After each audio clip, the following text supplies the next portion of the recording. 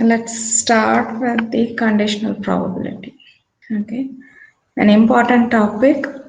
Most of the time, we use this for any real-time computation. Okay, so the conditional probability answers the question: how does the probability of an event change if we have extra information? Okay, so in general, when we compute the probability, okay, we consider the total sample space. But when we are given an additional information, say for example, if I ask the question, what is the probability of raining today? Okay, that's a simple probability. I am not giving any extra information. Okay. But if I say, what is the probability of raining today, given that the temperature is, say, 19 degrees. Okay, so we know that the temperature is cool, maybe that it could rain. Okay, or it could increase the probability of raining. Okay, or I can say, what is the probability of raining today, given that the climate is cloudy today. Okay, so such extra information, how does it impact the computation of the probability? Okay, that is the conditional probability. Okay, so let's say, take an example and see and understand the conditional probability. So again, it's a toss of a fair coin 3 times. Okay, what is the probability of 3 hits? This we have already computed. Okay, so this is a simple probability. I do not have any additional information. So the sample space is this. This also we have already seen. And all the outcomes are equally likely. So the probability of 3 hits is only this sample has 3 hits. So it is 1/8, right? Suppose if we are told that the first toss was hit. Okay, so this is additional information that we are given. Now, given this information, what is the probability that we get 3 hits? Okay, now the sample space reduces to only 4 entries because we know that the first toss is a hit, right? So we all the samples that starts with a T are eliminated. Okay, now what is the probability of getting 3 hits? Again, all these 4 outcomes are equally likely, so we get 1/4. Okay, so this is probability of 3 hits given that the first toss is hits. Okay, so it is 1/4. So do you see the difference how the probability is increased from 1/8 to 1/4? Yes or no?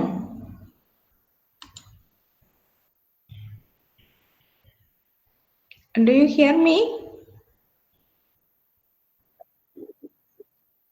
Okay, so is this clear? Okay.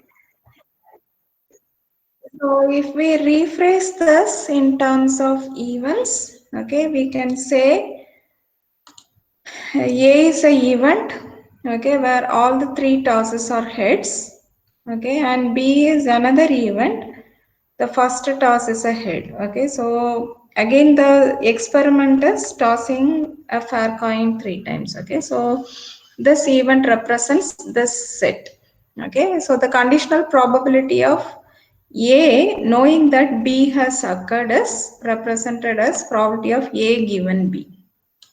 Okay, and the conditional probability, so this is read like this. Okay, this is the conditional probability of A given B, conditional probability of A given B, or the probability of A conditioned on B, or you can read this as the probability of A given B simply. Okay, so if we visualize this, okay, when we say a simple probability, if we think of P of A, this is the proportion of the area of the whole sample space taken up by A. Okay, what is probability of A? How much space A is occupying in the whole sample space? Okay, so that is the probability of A. Okay, forget about this B now. Okay, what is probability of A? The area of the event A occupied in the whole sample space. The whole sample space is this rectangle, and A is this event, which is the rose circle. Okay, and probability of A given B will restrict our attention to B. Okay, we see what is the occurrence of A with respect to B. Okay, so this is the proportion of the area of B taken up by how much area from B is occupied by A. Okay, that is our interest here. Okay, so when we say probability of A given B, how much area in B is occupied by A? Because B had occurred, and now we are trying to find how much is the probability to for the occurrence of A. Okay, so we are concerned about this area. Okay, A intersection B. Okay, how much area in B is occupied by A? Okay, so what is this area actually? This is A intersection. I mean, if you take the proportion, okay, we say it is the proportion, right? So it is A intersection B divided by probability of B. The probability of A intersection B divided by the probability of B. Okay, so that is the conditional probability. Okay, and if you take our example, the coin toss example, this is I mean, H is the event A, right? And event B is represented by this blue one, okay? And the probability of A is 1 by the whole sample space, okay? The rectangle. So it is 1 by 8, okay? And the probability of B is 1 by 4, 4 samples out of 8, okay? Sorry, 1 by 2. Okay, and probability of A intersection B is only this region. Okay, probability of A intersection B in this case is equal to A. Okay, which is just one element. And note that this is a strict subset in this case. Okay, it need not be a subset like this. Okay, strict subset like this. In general, it could be like this. Okay, but in both the cases, we are interested in A intersection B. Okay, so I think this visualization is clear. How the so probability of A, when you compute probability of A intersection B over B, I mean, instead of this 8 samples, we have restricted our attention only to the blue part. Okay, so how much portion this rose part is occupying with respect to the blue part? Is this fine? Is this fine? Yes, ma'am. Okay. Okay, so let's formally define the conditional probability.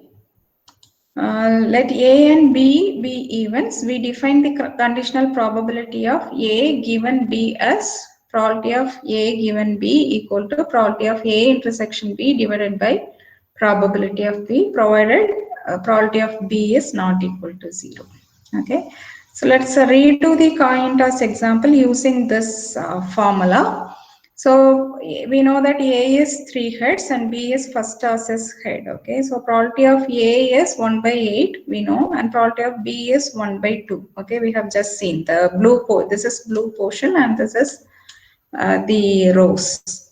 Okay, and what is A intersection B? Okay, in this case, A intersection B is equal to A. Therefore, probability of A intersection B is equal to probability of A, which is equal to 1 by 8.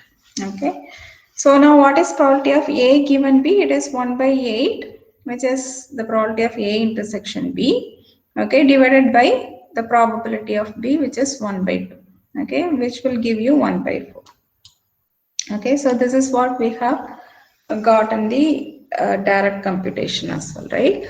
Okay, so this is how we use the conditional probability.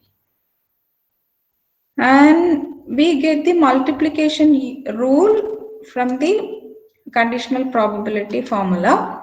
We say that probability of A intersection B is equal to probability of A given B into probability of B. Okay, so when we define the conditional probability, we say probability of A given B is equal to probability of A intersection B divided by probability of B. Okay, so we have just taken the denominator to the right hand side, that's all. Okay, so otherwise it is the formula of the conditional probability only. Okay, so let's try this example. Draw two cards from a deck. Okay, and we define the event S1 as the first card is a spade. Okay, and S2 as the second card is a spade. What is the probability of S2 given S1? Okay, how many of you know about the playing cards? Is there anyone who do not know anything about the playing cards? In that case, I'll say what are the things that we have in playing cards. Otherwise, I'll skip. Is there anyone who needs to know the information in playing cards?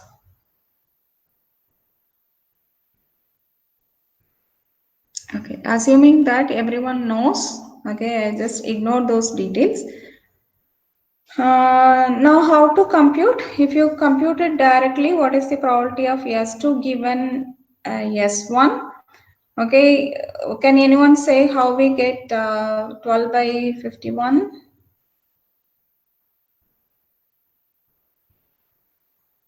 Should I pinpoint?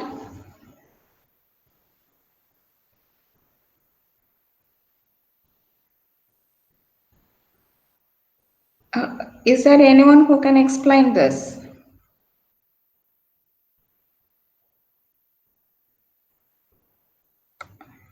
Am I with you? Do you hear me?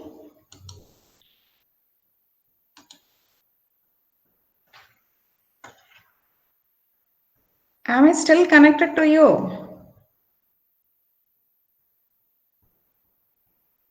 No.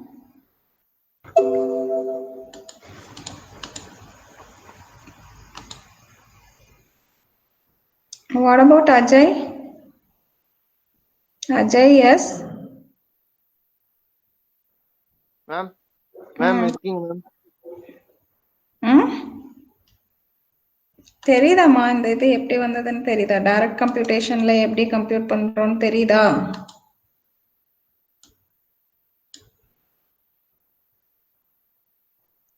Ma'am, அதெல்லாம் ma'am கொஞ்சம் doubt. Doubt இருக்கா? சரி. Okay, so see these values. If you know the card setup, then you will know. Okay, so normally in a playing cards, okay, you will have 4 different sets of cards. Okay, each set will have 13 cards. Okay, you will have one ace, okay, and numbers from 2 to 9, so totally you have 10 cards now, and then you will have jack, queen and king. Okay, so totally 13 cards for each type. Okay, so the types are spades, claver, then hearts and diamond. Okay, and in this spades and claws, they are black. Diamond and hearts are red.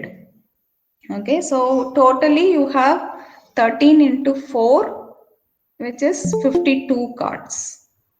Okay, so total number of cards is 52, and out of that, total number of spade cards will be 13. Okay, and we are trying to compute probability of S2 given S1. That means that S1 has already occurred, it has happened. Given means it has already occurred. Okay, that means that we have picked the spades card first. That means that out of 13 spades, we have taken one.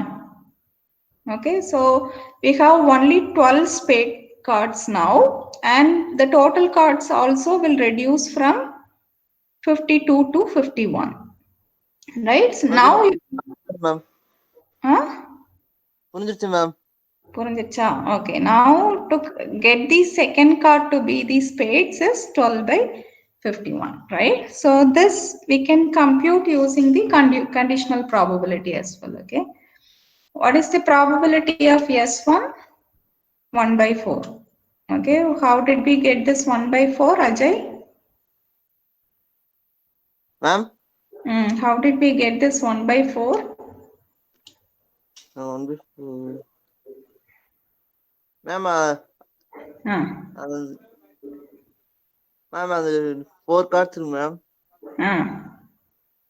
அதுல ஒன்னு எடுத்துருக்கோம் ma'am. 4 cardsல ஒன்னு எடுக்கலாமா? 13 spades ஒரு card setup எடுத்துக்கிட்டீங்கன்னா ஸ்பேட்ஸ்ல மட்டுமே 13 card இருக்கும். சரியா?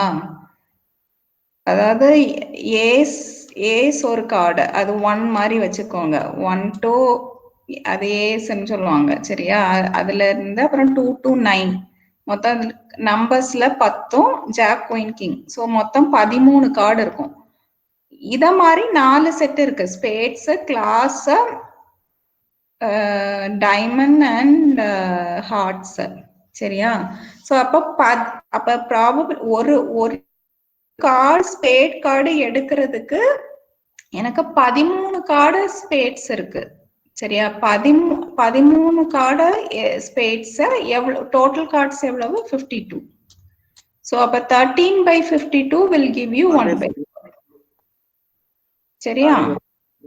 It's okay. So probability of S2 அதே எப்படி 1 by 4 வந்தது? அதேதான் மேம். அதே ப்ரொசீஜர் தான் மேம். அதே ப்ரொசீஜர் தான். ஆனா இது செகண்ட் கார்டுன்னு சொல்லியிருக்கோமே, அப்ப அதுல ஒரு பிரச்சனையும் இல்லையா? ஆமா, ப்ராபபிலிட்டி S2 தான் மேம் கேட்டுக்கிறோம். இது வந்து இண்டிபெண்டன்ட். தனிதான் ma'am. Correct. Super Ajay. Okay, so when we talk about even the second card, probability of S2 is an independent event. Okay, it does not depend on anything else. Okay, so இதெல்லாம் வந்து நம்மளோட computation will be 13 by 52. Okay, now what is the probability of S1 intersection S2? Occurrence of both S1 and S2. Okay, occurrence of S1 is 13 by 52. When you say and, you multiply, right? So it is 12 by 51. Okay, which is equal to 3 by 51.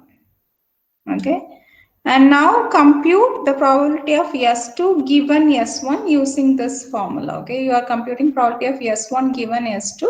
So you have to divide the probability of S1 intersection S2 by probability of S2.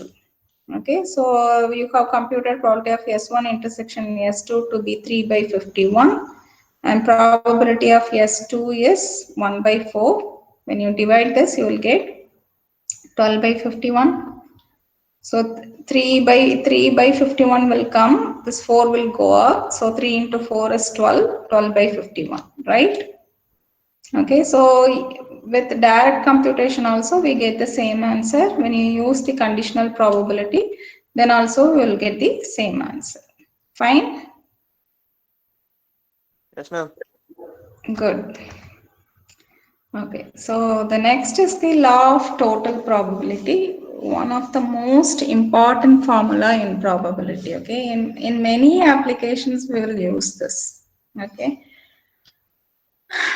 Okay, now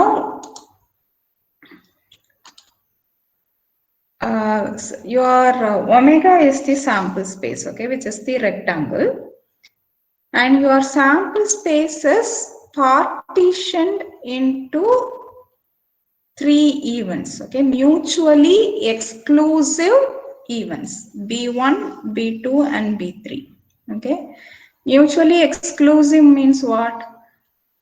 B1 intersection B2 will be what? 0. See this triangle.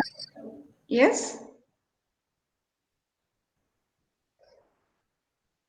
B1 intersection B2 will be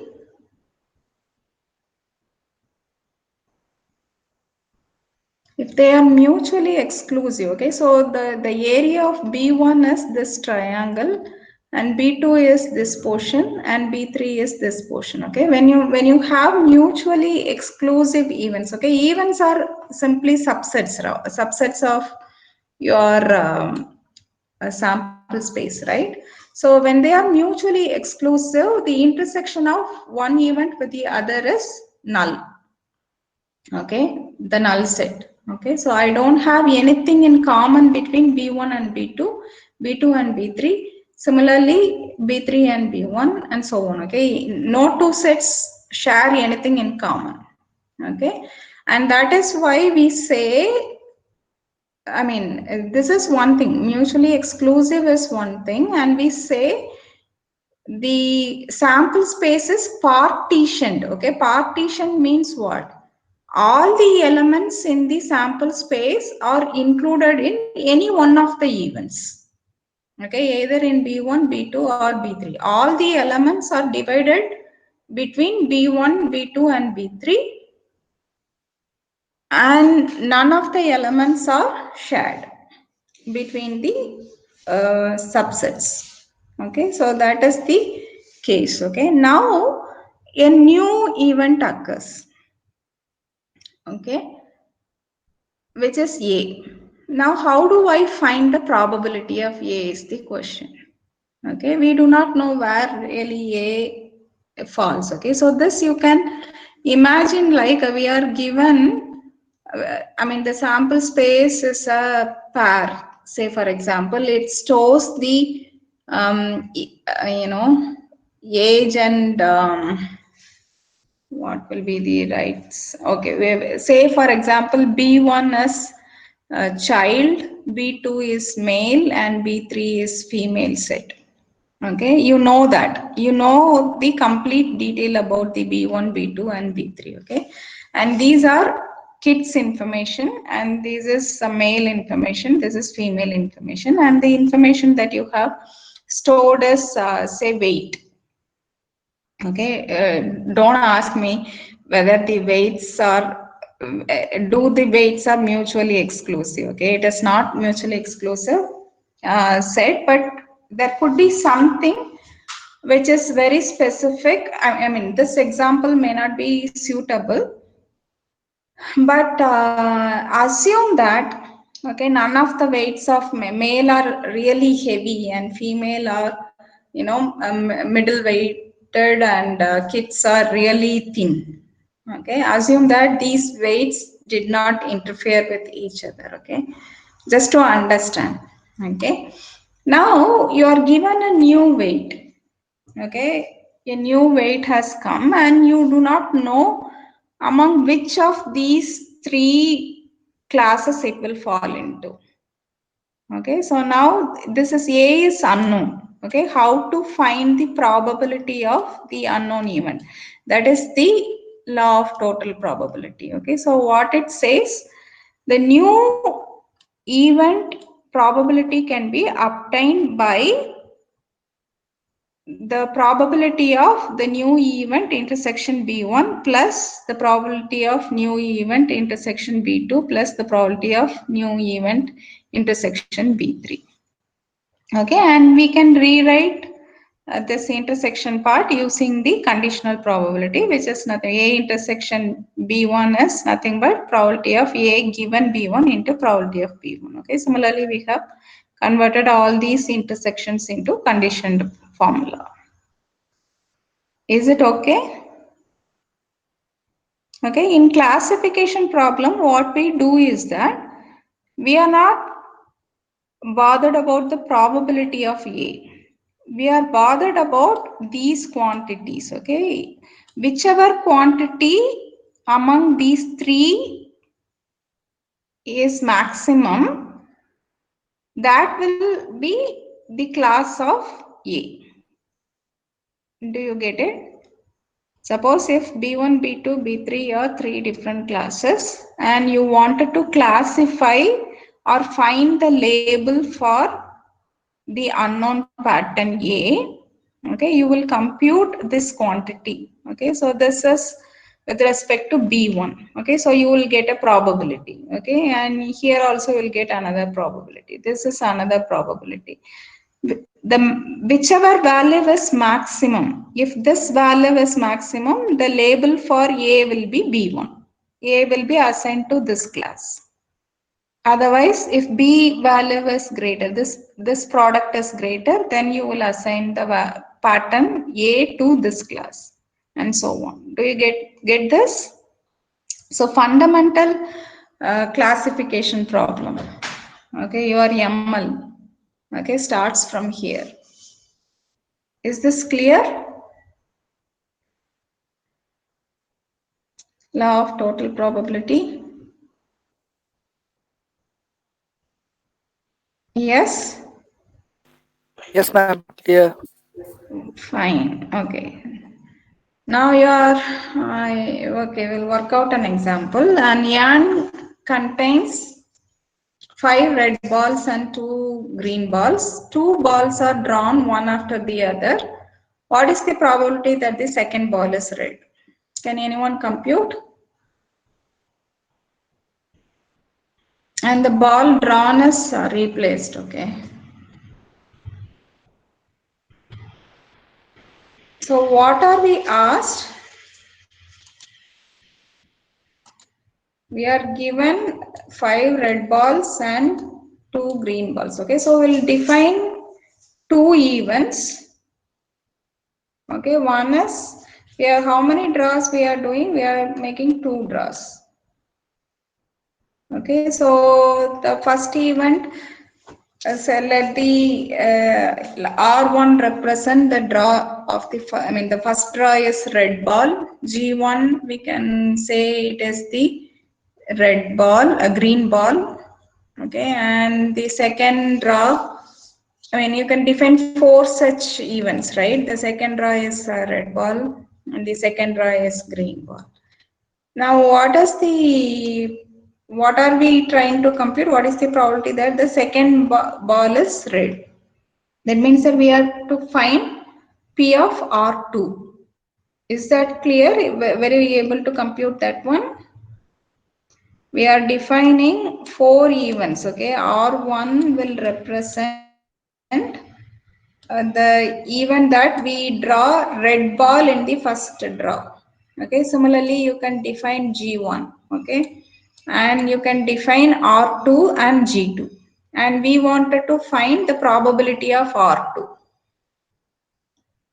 So what is the probability of R2?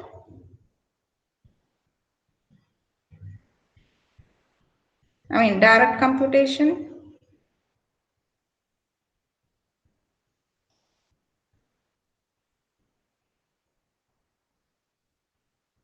Come on, what is there in this problem? The simple problem, right? You have totally 7 balls. Out of them, you have 5 red balls. What is the probability that you draw the second ball as red ball? This is unconditioned, right? I don't have any condition on this one. So what is the probability? 5 by 7. Darshini, right? Yeah, great, Darshini. Okay. So, giving too many information, but still we will arrive at the same answer 5 by 7. Okay. So the sample space here is, since we are drawing 2 balls one after the other, every time we draw, we record the color of the ball. Okay. So the sample space is RR, drawing red after the red one after the other. Okay. Red, red, red, green, green, red, green, green. Okay, so R1 is the event that the first ball is red. This is first ball is green, second ball is red, second ball is green, and we have to find P of R. Okay, since there is no condition, we can directly compute that to be 5 by 7. Okay, how to apply the law of total probability? We have to find the probability of R2, right? So probability of R2 is nothing but probability of R2 given R1 into probability of R1 or I could have drawn this second ball as red, given that the first draw is green. Do you understand why I have included only these two things? I mean, our condition is that the second ball has to be red. That means that the first draw could be a red ball or the first draw could be a green ball. And in the second draw, I should get the second red ball. Is that fine? So probability of R2 is probability of R2 given R1 into probability of R1 plus probability of R2 given G1 into probability of G1. Okay, and what is the probability of R2 given R1?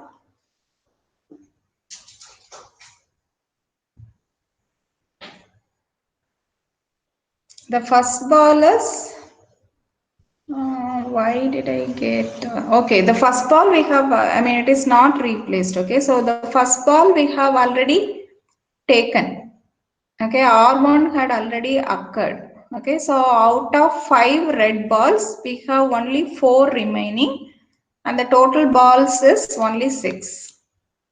Is it okay? After drawing the first ball. Okay, and R2 given G1, okay, in the first draw we have taken only a green ball, okay, and the number of red balls do not get affected, so it remains as 5.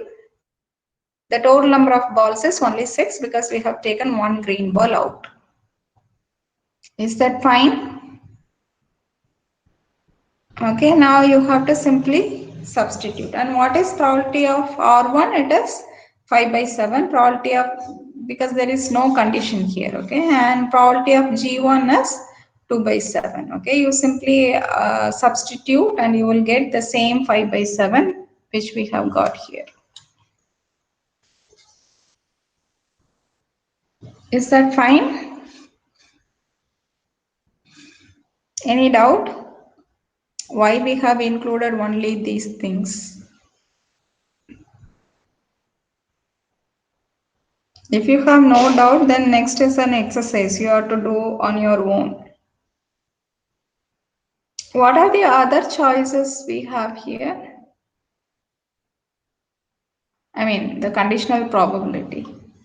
We didn't consider G2 at all, right? G2 given R1, G2. Why?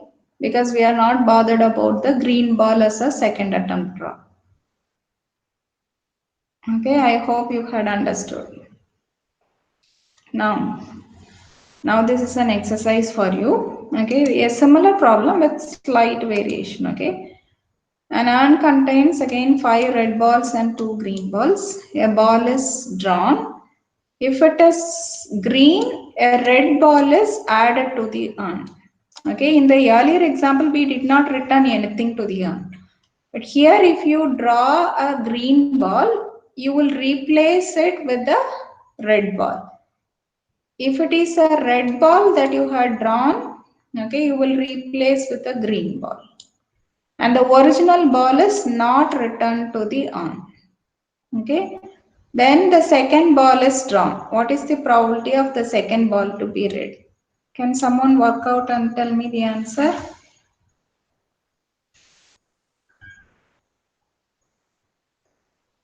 Just work out.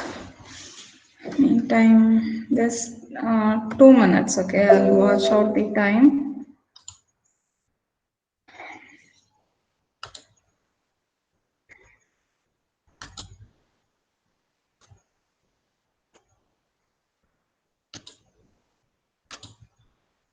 Probability of R2. Now, what is probability of R2 given R1?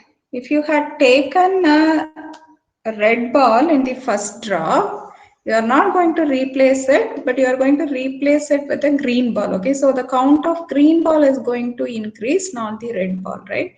So the count of red ball in the second attempt will be only 4 by 7. The total number of balls remain the same now, since you are replacing anyway a ball. Okay, and similarly, the probability of R2 given G1 will be, since you had drawn the green ball in the first instance, okay, it will be 6 by 7.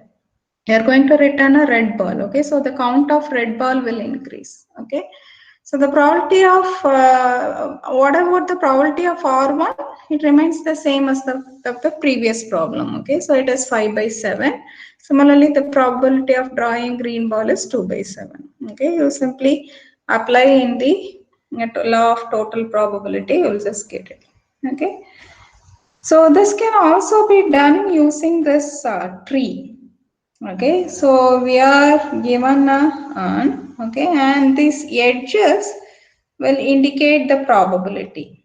Okay, and these nodes will represent the events. Okay, so suppose if I have, I'm marking this node as R1. That means that my first draw is, this is an event. As I said, the node is an event. Okay, so the first draw is red. Okay, so what is the probability? It is 5 by 7. Okay, we write the probability along the branch. Okay, if you take a green ball, okay, the probability is 2 by 7. Okay, now we come to the second draw. Okay, when we have R2, what is this event? We are looking at the probability, I mean, this is probability of R2 given R1, okay, because this event had already happened. Okay, so this node actually represents the probability of, I mean, the event, okay, not the probability, okay. This node represents the event R2 given R1. And this node represents the event G2 given the act of drawing green ball as a second ball given the first ball is red. Okay, similarly, this is R2 given G1, this is G2 given G1. Okay, and what is the probability? The probability will be given along the branch, right? Along the arc. Okay, so R2 given R1 is, so already R1 has occurred, right? So you are going to remove a red ball, right? So it is 4 by 7 because you Y7 we are going to add a green ball now. So the total number of balls is 7. Here, since it is first draw is red, you have increased the count of green ball. Okay, so it is 3 by 7. Are you able to understand this tree? Okay, and how do you get this this one? Okay, it is we want this R2, right? The event R2 given, I mean, the second ball has to be red. So it could be either, we could reach this R2 either via this one or this one, right? So you have to, I mean, to reach this one, you have to just multiply the probabilities along the branches. Okay, so it is 4 by 7 into 5 by 7 plus, this is a different branch, right? So you make a plus and then you say 2 by 7 into 6 by 7. Okay, so this is a precise way of representing the same solution. Okay, so this can, so in the, this is the detailed figure of whatever we have discussed earlier. Okay, so this is okay, so the probability given is mentioned along the branch, and this is occurrence of both the events. Okay, so R1 has occurred, now R2, R1 and R2. Okay, and similarly this is R1 and G2 and so on. Okay, the same figure and the description of the node and the branches are given in this tree. Okay, but for toy problems we can, I mean, this tree is of a great help to compute the probability.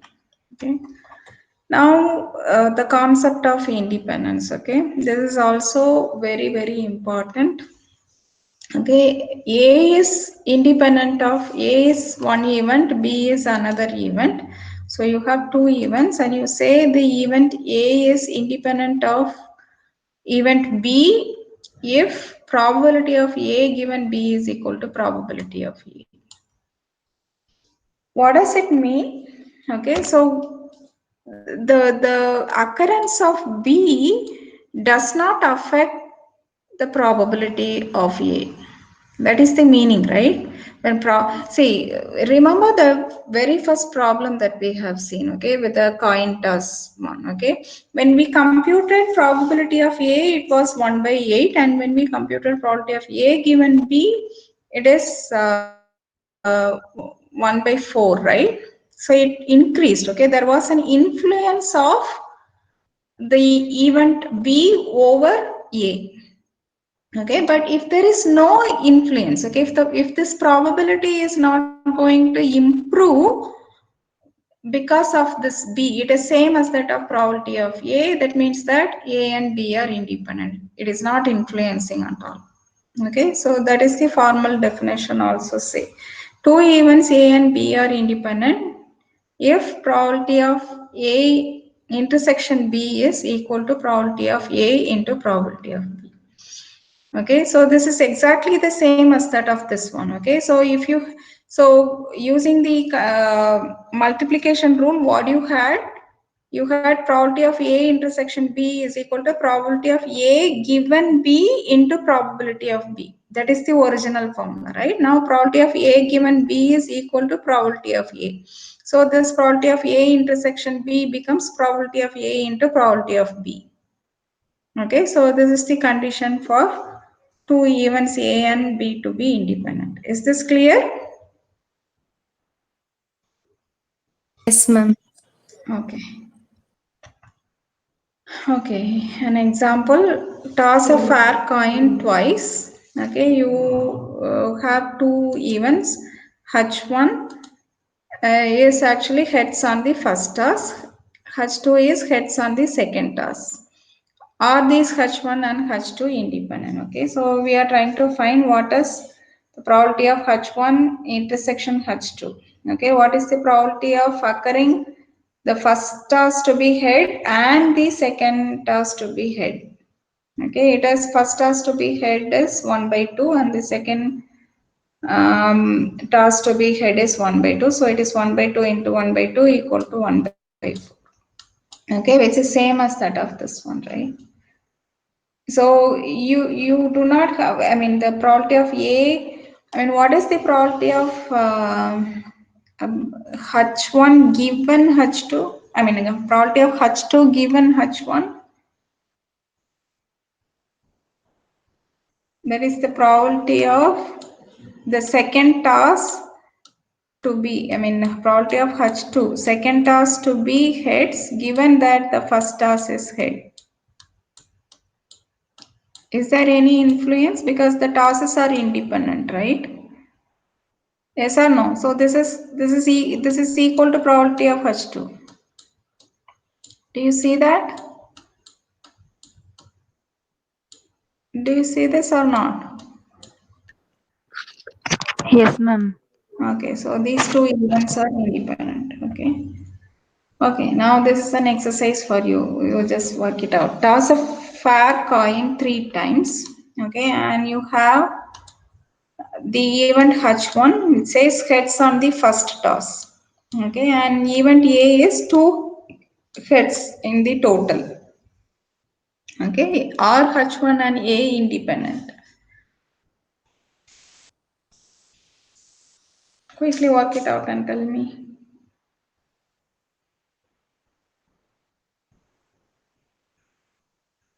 What? Enumerate the event H1. Okay, enumerate the event A and find out whether they are independent or not.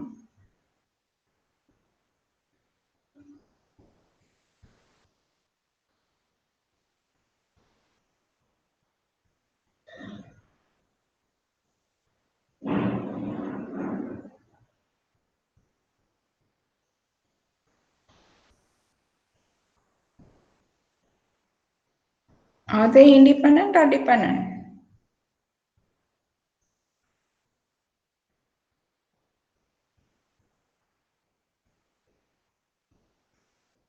How many entries you have for H1?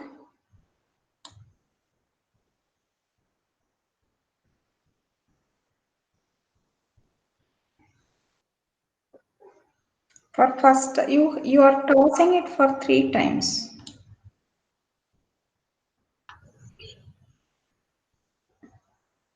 Four entries, ma'am. 4 entries, right? Okay, so you have H, TT, H, TH, all those. Okay, whatever is starting with H. Okay, and these 2 entries you will have 4 combinations, right? So totally you will have 4 entries for H1. What about A?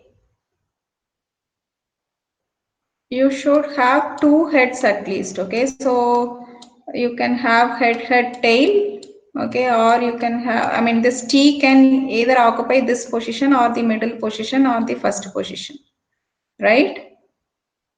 Yes or no? So you will have 3 entries here in A, right or not?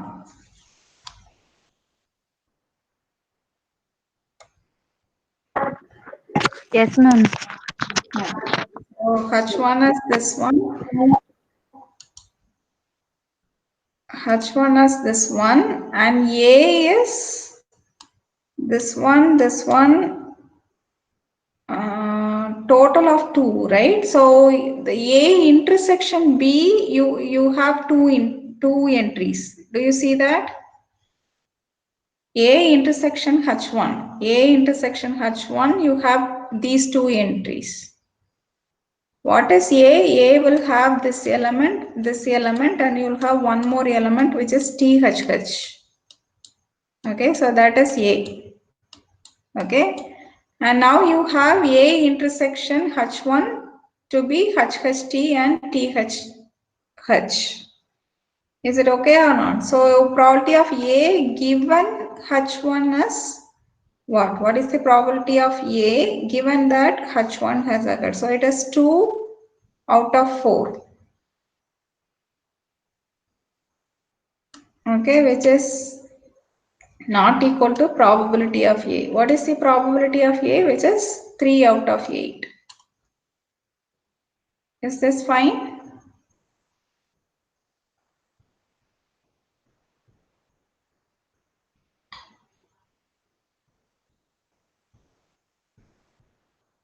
Is it okay? Any Yes, doubt? ma'am. Okay, ma'am. Okay, fine. Okay, so what is the conclusion? A and H1 are not independent. Okay. So this is one more example. Okay, the last example. Okay, draw one card from the standard deck of playing cards. Examine the independence of 3 events. Okay, the event A is a card being ace. Okay, and H is the event which says the a card drawn as a hearts. Okay, and R is the event that says the card drawn is a red card. Now you have to find out whether A and H are independent or dependent, A and R, H and R. Can you compute it?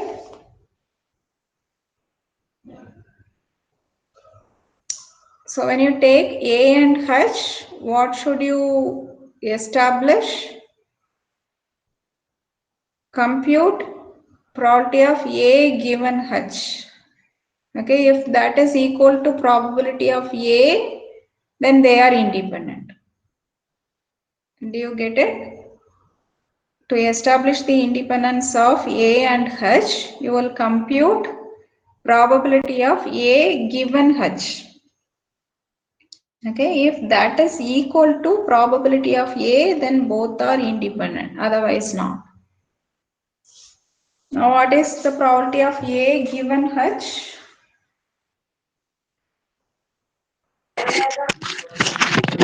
1/13, ma'am. 1/13. Good. What is the probability of A? 4/52. 1/13, ma'am. 1/13. So are they independent? Yes, ma'am. Yes, great. Then what about A and R?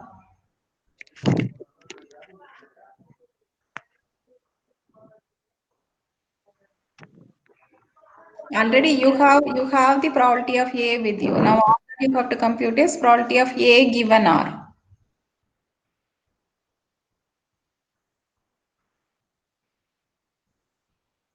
Ma'am, 1 by 13, ma'am. Probability of A given R. Okay, great. Good job, Padmini. Okay, so A and R also independent, right? What about H and R?